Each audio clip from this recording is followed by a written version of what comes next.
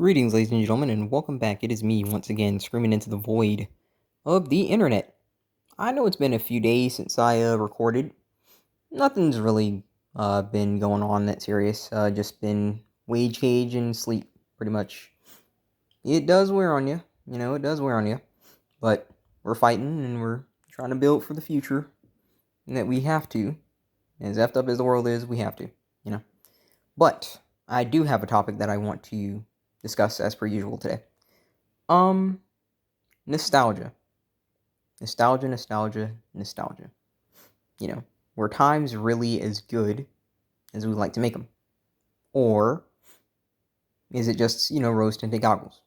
Now, we have versions of this that we can talk about, whereas it could just be nostalgia for me in terms of, like, when I was a kid and stuff like that. Or we can talk about, like, hardcore nostalgia. Where, as you know, especially in this space, let's just be honest, a lot of guys try and talk about how, at least back in the day, like we all had families and we all lived on farms and blah, blah, blah, blah, blah, right? So I kind of want to talk from a standpoint of nostalgia from a more micro scale, and then we will talk about it from a more, like, large scale, right? So micro nostalgia, as I like to call it, kind of just more along the lines of, back in my day and childhood stuff, right? You know, so I can understand why people find, the nostalgia to be so alluring, right? I do often think about the times where, my life was pretty crappy as a kid, but there were seasons and periods where it's like maybe I'd just be at a friend's house or I'd be with my cousin and we would just be playing Xbox, and we'd just be playing Halo together, and then he got the Xbox 360 and we'd be watching Avatar, The Last Airbender and stuff like that, right? And we'd be playing Gears of War, we'd be playing Call of Duty Modern Warfare missions together, and it was awesome. It was a simpler time. But for me personally, my childhood wasn't. It was pretty freaking bad, let's just say that. So, like, yeah, I had moments of stuff like that. I had moments where I did have access to, a PlayStation 2, and I had a PlayStation 2 a lot longer than people, even realize. Like, I was playing PlayStation 2 when people were playing PlayStation 4. Like, it was that serious, you know. And I remember playing, like Crash Bandicoot and Matrix Path of Neo and Off Road Fury and all of these games, like, and as a kid, even though I was dealing with, like, other problems that, other kids probably usually don't have to deal with, uh, it did, it did help me cope. It did help me cope a lot, and it gave me a lot of peace, It gave me a lot of peace, even surrounded by the chaos.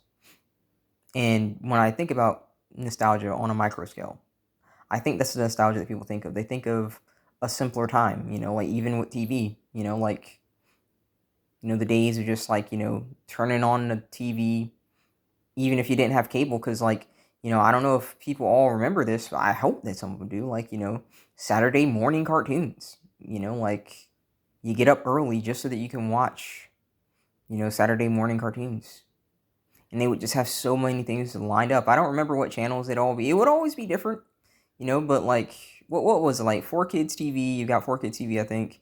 You had, I don't know what that channel is now, but it was, like, I know it's called, like, CW now, but it wasn't always called CW. It was called something else. I don't know if that was, like, Channel 7 or something like that, 11. Yeah, but, like, it would have Sonic X and Yu-Gi-Oh! And, that was a lot of people's, younger people, for example, like, first introduction to, like, certain anime and stuff like that. So I can understand that when you think about stuff like that, and I'm not going to keep naming because I could just go on and on and on, but I can understand that when you think about those times, when you think about how you were a kid and you weren't struggling with stress, you were a kid and COVIDs didn't happen, you were a kid and you didn't know about, female nature and stuff like that, right? I can understand why that's appealing. I can understand why it's easy to look back at those times and talk about, oh, like, these were, like, perfect times and things like that. And my argument is, I think that that is partially true when you look back at that and you talk about how perfect it was and stuff like that. Because let's be honest, there were still certain issues. For example, washing machines, not washing machines, but dishwashers, for example, they were a little bit on the rough side, like very much on the rough side. And when it came down to clean, and I'm not just talking about like dishwashers. I'm gonna kind of like mention this to like get to a point. When it comes down to like replacing things and whatnot, it was very tricky to find people. You just have to like kind of like look for handymans, you know. Even though the internet was around, it wasn't like everyone had their own website and stuff like that. So kind of finding people to do different things was a lot more difficult because the internet wasn't so prevalent. And so you usually kind of had to look through a goddamn phone book. And there are people that probably don't even know what phone books are, but yes, you had to look through a phone book to find people sometimes. You had to look through them to like find uh, companies. Sometimes you'd look through them to even find family members and their numbers. You know, that's a whole nother thing. Like the freaking numbers of people, you know, like technology has come a long way when it comes down to a phone. You know, like when I was younger, like we didn't have touchscreens. Yeah, we had, you know, flip phones and stuff like that. Heck, I remember getting a BlackBerry. You know, like I don't know if you know what that is, but it's basically like just imagine like just a whole bunch of keyboard dials on a phone that wasn't a flip at the time. Like it's weird. You can probably look it up if you don't know what it is, but you'll probably understand like if you get it real quick. And it just had a whole bunch of buttons, and I thought that was like super advanced, you know, because it made typing a lot quicker than, you know, like needing to hit the button multiple times to get the letter that you want, stuff like that. But I look back at that and I'm like, you know, navigation was harder because GPSs weren't really advanced, and so you really kind of needed to know how to read a map. And I do think that is a skill that is probably important to have, but at the same time, you know, maps don't update. You know, a satellite map can update, but a map itself doesn't update. So if you have an older map and people have been building, or there's a business that shuts down, well, now you really need to like get a newer map or something. Or if a road shuts down and stuff like that, you know, there are things that we have access to now that we don't have that we didn't have access to obviously back in the day. You know, updates to real time information, things like that. You know, in regards to weather, there's a lot more that you have now, you know, that you can do now. There's a lot more that's possible now. But I don't deny that there is comfort in looking back at those times. You know, like I think about the kind of music that people make now, and then I think about the music that my mother would listen to and she'd play and we'd all listen to together. You know, even if it was like an air quotes romance song, some of it would still be good. You know, like, and I don't, you know me, I'm not a romantic person by any means. Uh, but like some of them were just cool.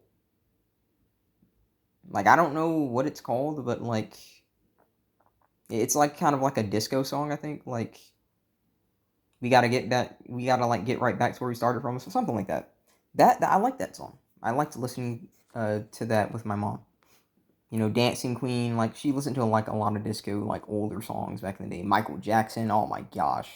I don't need to begin with Michael, but you know, I can understand that. You know, looking at music like that and then looking at music in today's day and age, it's just money, drug, sex, money, drug, sex, money, drug, sex. You know, like it's come on. You know, it's a shame. It really has taken a nosedive, even in terms of media, in movies and stuff like that. You know, I saw, for example, Bad Guys 2, and where some of these people like look to these movies and they talk about, oh, like these things are amazing. I'm like, you know, like this doesn't compare at all, like to, you know, movies like Shrek and stuff, and like the kind of stories that it would be telling and stuff like that. You know, like it's just, yeah, sure, the animation is better because obviously like times are different and more technology got advanced and stuff like that. But for the most part, just it just feels like they have more, but they do less with it. You know, you look at movies like freaking, and I know I said I wasn't gonna reminisce, but I'm kind of just trying to talk about this for a second, and then I'm gonna get to the second point in a minute. You look at movies like Peter Jackson's King Kong, and That is still definitively, in my opinion, the best King Kong movie, and it ain't close. Like, I know we got a MonsterVerse crap, but my God, it's really just, I don't know how people even like that Kong. Like, I'm sorry, I just don't like it. So, whatever. But let's talk about a macro scale. I think I'm using the correct word. Macro, micro, and macro, I believe. Uh, the really extreme versions of nostalgia. Well, I just don't like that I don't have a girlfriend, and like if I was at least born back in insert 1800s or something, I'd have a wife and blah blah blah. And some guys say that. And my argument to this is this, okay? If you can't even wage gauge, really? Like, if you can't even wage gauge, I'm just being completely honest here, okay? If you can't do that kind of work, what makes you think you'd survive the farm labor? Do you have any idea how backbreaking the farm labor is? It destroys you. You're talking about people would get arthritis in their 20s because they'd be lucky to like get to 30. So they were already like kind of marrying up at like freaking 13, 12. Oh yeah, because the life expectancy wasn't that high, you know. And I'm not someone who personally, thinks of living to the point where I'm like insanely decrepit as advantageous personally.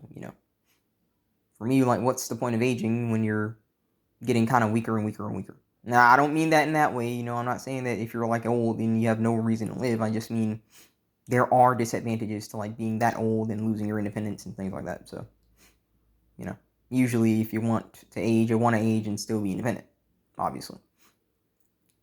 But if you can't even get up and wage gauge, dude, I really don't understand why you think that you'd be surviving the farm labor. Now, a lot of people are going to retort, well, I'd have something to fight for, my family. Well, what if your family's starting to drive you arse crazy? Because, listen, the baby's still going to need food, you're still going to need to take care of your gal, and you're going to need to take care of them animals. And there are plenty of instances where those animals might freaking kill you. Well, yeah, because you better be patient with those, like, freaking ox and cows and horses, because they can easily freaking kill you. And you got to make sure that you're trying to stay alive for as long as you can, especially when it comes down to your family. And then you got to protect your animals, because there isn't some freaking number that you dial and stuff like that where someone can just come immediately. It's just not how that works. When it comes down to medicine, penicillin and stuff like that, that's not around. Advil, the freaking headaches, the migraines, the colds, heck, freaking tooth decay. Like, I don't sit around here personally and look back at those times and talk about like how perfect they were. I mean, in that time, I might be married, but it's not because I had a choice in the matter. It's just I got married off. Because yes, it went both ways. People always try and make it seem like it was, oh, women got married off. Men got married off too. Very young. Oh yeah. Oh, I know you want to go explore. I know you want to like build. I know you want to do things. But listen, I need you to go marry your cousin over here. Because we need to stay on good terms with her family. So I need you to go marry their cousin. I know she's got buck teeth and bad breath, but I need you to go ahead and get that and plow it out and pop out kids so that, hey, we're still on good terms. Now, to some guys, they'll look at that and say that's still winning. And you are free to believe that. But I do not see a world where you have less choice, in my opinion, as winning. Now, when you are overburdened by choice, then yes, it can lead people to go a bit crazy. But then there are people that have tons of choices and they choose and they're not crazy. And I think it varies from person to person. For example, again, I can choose to do a lot of crazy stuff. Like, there's no denying. I can choose to do a lot of crazy stuff. But I choose to make smart decisions. I could choose to go get a freaking chick pregnant right now and not care about the freaking life of the kid and well-being, but I can also choose to plan that kid. Back in those days, you couldn't choose to plan the kid. You just kind of just got to making them, and then, okay, they're here, and let's take care of them. But we can plan them now. We can observe the development now. We can do a lot now that we could not do previously. So when it comes down to looking through a kind of rose-tinted goggles mindset, I feel like I understand where a lot of people are coming from with that. But you also have to admit, we've come a very, very long way. Don't get too caught up in how effed up things are now that you start reminiscing so fondly about a time period that, respectfully speaking, all the problems that we have here, just in comparison to what we'd have to deal with in a day-to-day life for the most part, especially in tougher times, like, heat waves and cold fronts, in times where, like, there was some kind of disease eating the livestock, essentially just alive and stuff like that. A lot of us ain't surviving, number one, and if, again, you can't even cope with things now, even when you have access to tons of ways to cope. Mental health is a thing. Reaching out to people is a thing. Being able to talk to people around the freaking world in the palm of your hands, research, all this kind of stuff. If you can't cope now, what makes you think you'd cope with in that time period? Again, I understand the appeal, but you got to be a bit realistic. You got to. But that's pretty much all I want to talk about for the time being. I did order my gym resistance bands. So once they get here, we're really going to try and lock down this gym routine. Home gym, essentially, because I'm not going to the gym. I'm not doing that bullcrap. And I may start taking pictures to show progress, but I really don't know about that. There are people that are very clever and crafty, and they can dox you, so I don't know. I'm still undecided, but we will see. So, yeah. Aside from that, I do want to post more. I really do. But, this job sometimes is just so busy, and the moment that I get home, the main thing I want to do is work out and then go to sleep, so I will try and make more time so that I can post more, because I do miss making this content, but it kind of just is what it is. Life happens, Aside from that, I may be trying to work on, getting my stuff back, because my friend just moved, so now, like, I don't have to worry about him and, like, trying to wonder about where he's going to go and then how it's going to get here. So now that he's obviously moved into a stable position, once he gets, more stable, I'll try and, like, reach out and coordinate with him and see how we can get this stuff up here. So then maybe I can start streaming, depending on how that works. Okay. But that's pretty much the small little update part of the video, and I'll go ahead and wrap it up now. As per usual, guys, there is life beyond your pain. If you are willing to hunker out those really rough days, we can get to good ones. Both of us can. It's tough, but we can get through it, guys. Thank you guys for watching. God bless, and I'll see you next time.